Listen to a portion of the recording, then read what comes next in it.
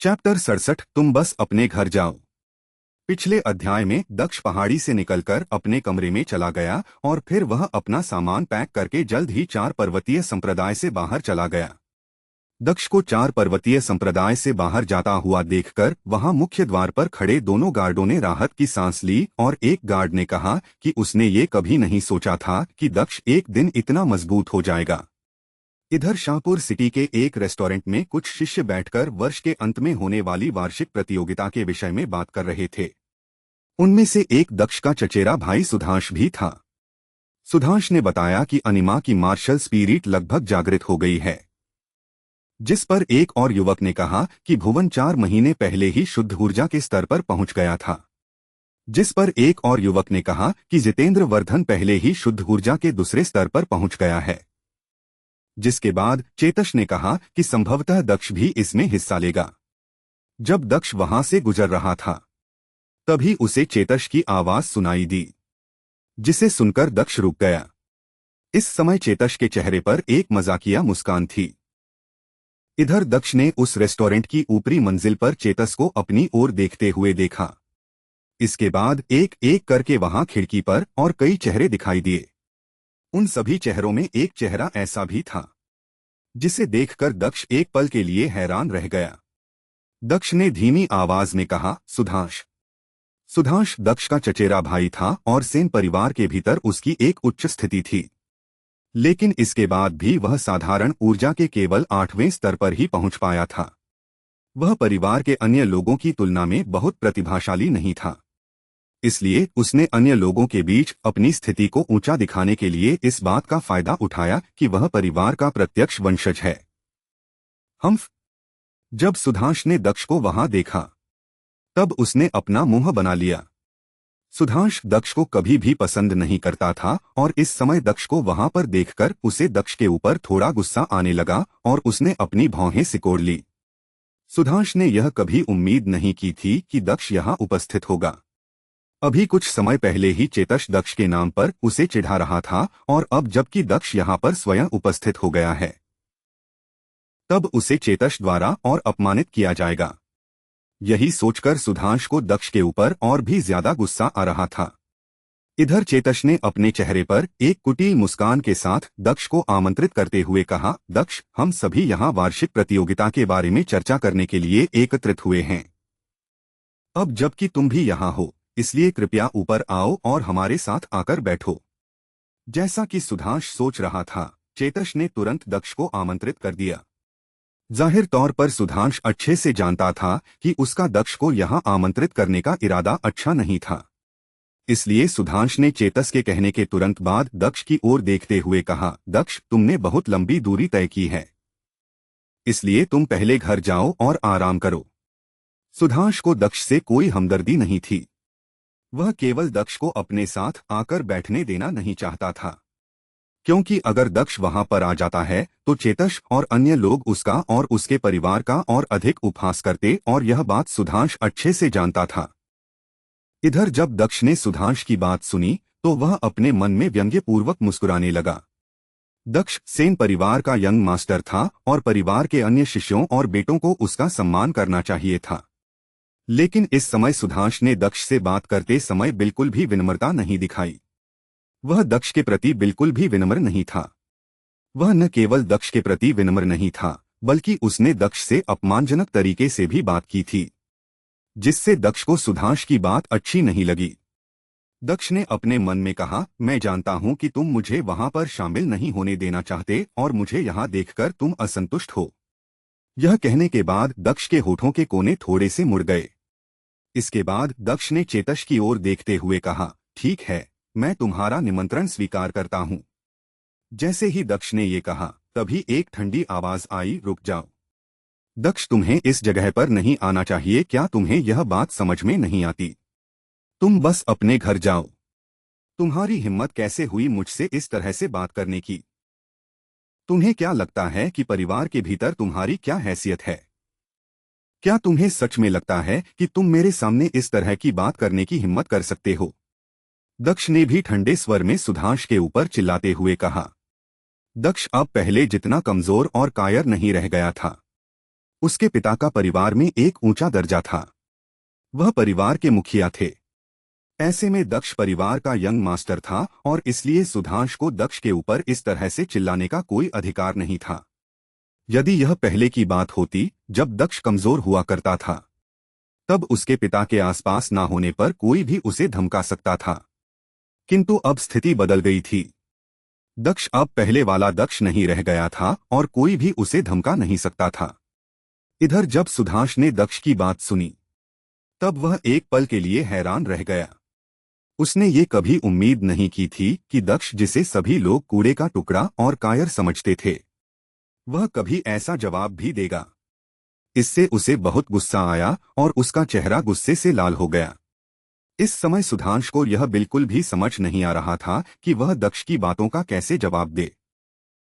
दक्ष ने सच ही कहा था, परिवार के भीतर दक्ष का रुतबा उससे ऊंचा था, क्योंकि वह परिवार के मुखिया का बेटा था।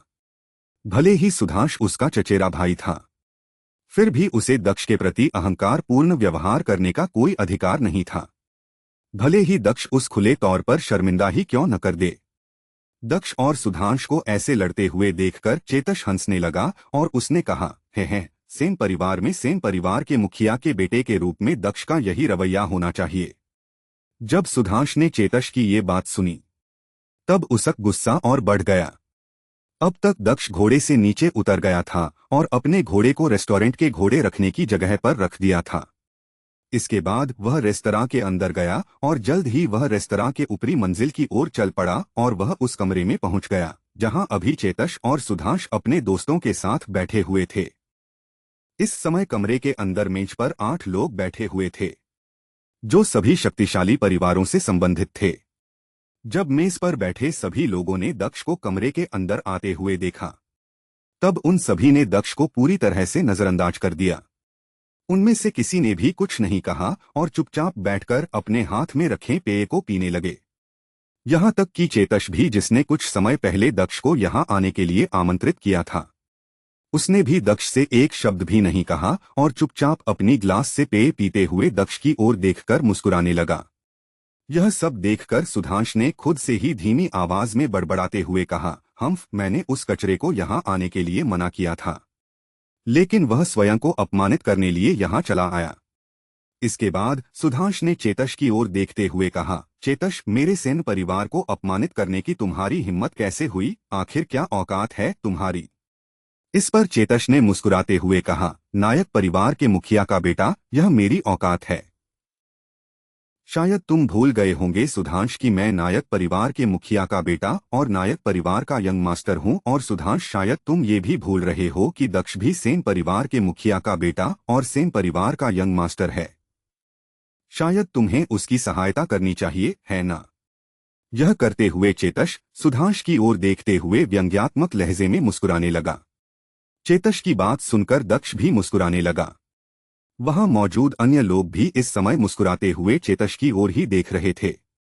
इसके बाद दक्ष ने अपना कदम आगे बढ़ाया और वह चेतश की ओर बढ़ने लगा। चेतश के पास पहुंचकर दक्ष ने कहा, क्या मैं बैठ सकता हूं?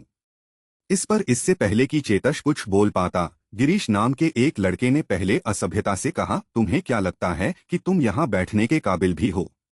जिस युवक ने अभी बात की थी, वह शाहपुर सिटी के 4 शक्तिशाली परिवारों में से वर्धन परिवार का बेटा गिरीश वर्धन था। शाहपुर सिटी में 4 शक्तिशाली परिवार थे, जिसमें शाहपुर सिटी के राज्यपाल का परिवार सबसे शक्तिशाली परिवार था। अन्य 3 परिवारों के बीच शत्रुता चल रही थी। नायक परिवार और सेन परिवार के बीच पहले से ही तनाव चल रहा था। नायक परिवार सेन परिवार पर हमला करने का कोई भी अवसर नहीं जाने देता था, तो ऐसे में जाहिर तौर पर वर्धन परिवार भी सेन परिवार पर हमला करने और उसे अपमानित करने का अवसर कैसे जाने दे सकता था। इधर जब दक्ष ने गिरीश की बात सुनी, तब उसने गिरीश को पूरी तरह से नजरअंदाज कर दिया और केवल चेतश की ओर देखते हुए कहा, वास्तव में इसका क्या मतलब है? दक्ष ने यह बात बड़े ही शांत स्वर में कहा था। इस पर चेतश ने दक्ष की ओर तिरस्कार पूर्ण भाव से देखते हुए कहा, क्या तुम्हें सच में इसकी बात समझ में नहीं आई? तुम एक नाकारा इंसान हो। कोई भी तुम्हें हमारे साथ यहाँ नहीं देखना चाहता। तुम्हारे पास हमारे साथ यहाँ बैठने का कोई अधिकार नहीं है। चेतश की यह बात सुनकर भी दक्ष ने अपना आपा नहीं खोया और पहले की तरह ही उसने शांत स्वर में कहा, ओह, मैं समझ गया।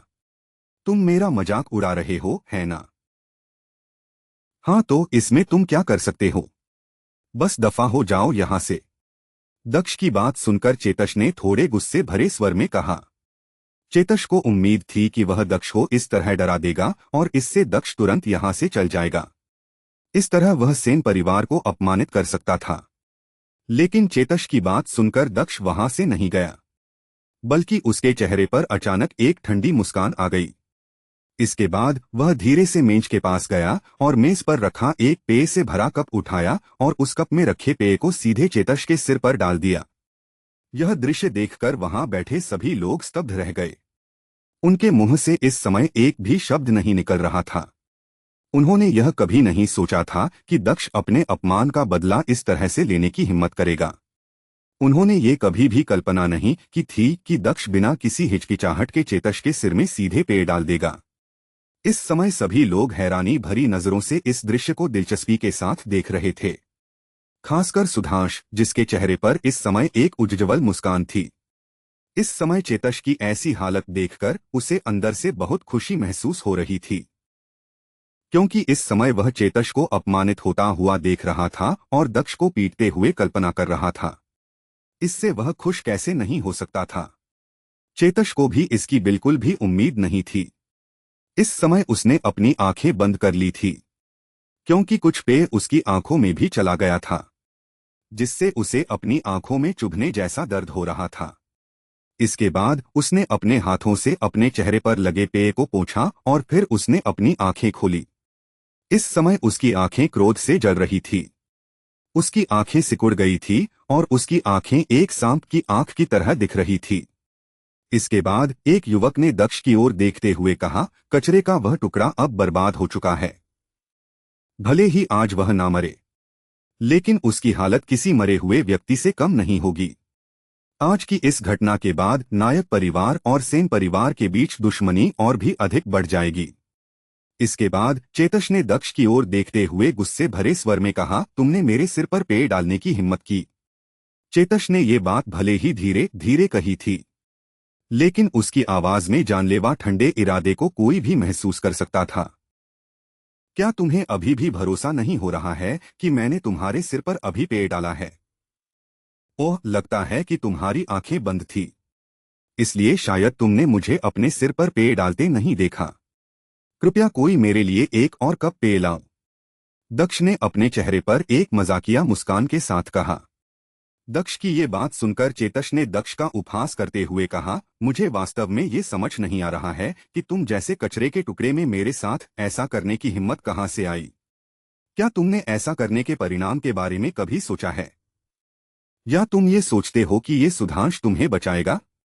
अगर तुम ऐसा सोचते हो तो ये तुम्हारी मूर्खतापूर्ण सोच है। चेतश की ये बात सुनकर दक्ष ने कुछ नहीं कहा, बल्कि वह दोबारा मेज के पास गया और मेज पर रखा पेय का बोतल उठा लिया। इसके बाद उसने उस बोतल को चेतश के सिर के ऊपर रखकर उसके ऊपर पेय डालना शुरू कर दिया। इससे चेतश वहीं खड़ा हैरान रह गया। इस समय उसका चेहरा ही नहीं बल्कि उसका पूरा शरीर उस पेय से लगातार भीग रहा था। यह दृश्य देखकर उस कमरे में उपस्थित सभी लोग स्तब्ध रह गए। किसी ने भी ऐसे दृश्य की कल्पना नहीं की थी। किसी ने भी नहीं सोचा था कि दक्ष दोबारा चेतश के ऊपर पेय डालने का साहस करेगा। इससे उन सभी को बहुत ज्यादा हैरानी हुई।